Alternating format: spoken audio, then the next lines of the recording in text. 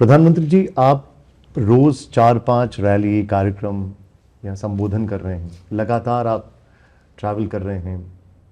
पता लगा कि आप विमान में भी अपनी फाइलें देखते रहते हैं। एक सवाल मन में आता है कि प्रधानमंत्री जी इस दौरान अपने कार्यालय को उसको कितना मिस करते हैं? देखिए, पहले तो ये एक मेरे लिए कठिनाई है।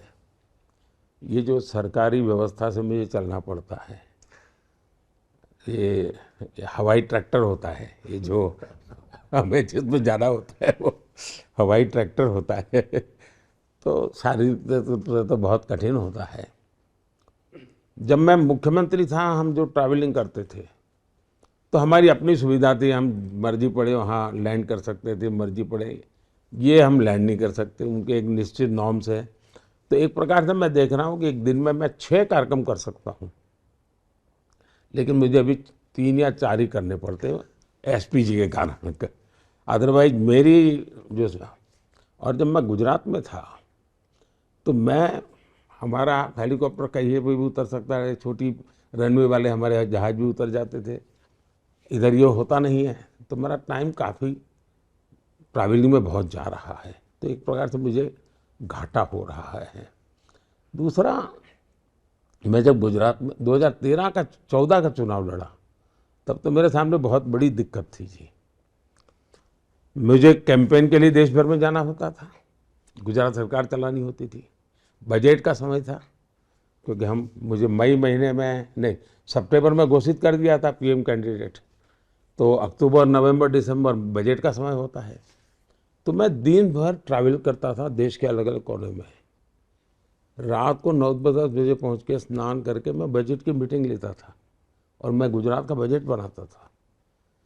अभी भी मैं रूटीन में भी मैं विदेश जाता हूं, तब भी यहाँ भी राज्य तो मेरे साथ ब्रीफिंग करने वाली टीम होती है, और मेरे आगे के कार्यक्रमों की चर्चा करने वाली टीम होती है, फाइलें होती हैं, कुछ डिस्कशन पॉइंट होते हैं। तो ये सारी चीज़ें मैं इन दिनों साथ साथ कर लेता हूँ। बहुत सी चीज़ें मैं अर्जेंस है तो देर रात का, जैसे हीट वेव, कभी हीट वेव के लिए मैं 1 जून तक इंतजार नहीं कर सकता। तो मेरे लिए उसके लिए आवश्यक जो भी मीटिंग करनी होती है, मौसम कैसा रहेगा, इस बार बारिश कैसी रहेगी, उसके लिए क्या प्लान करना चाहिए, तो ये मुझे पहले करना पड़ता है। तो मेरी उसकी मीटिंगें चलती हैं।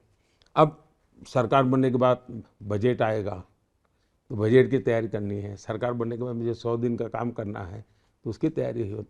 तो एक प्रकार से मैं इन सारे चीज़ों को एक साथ, और मैं 10 प्रकार की चीज़ें एक साथ करने की अब ट्रेनिंग हो चुकी है मेरी दिनों में, तो मैं कर लेता हूँ।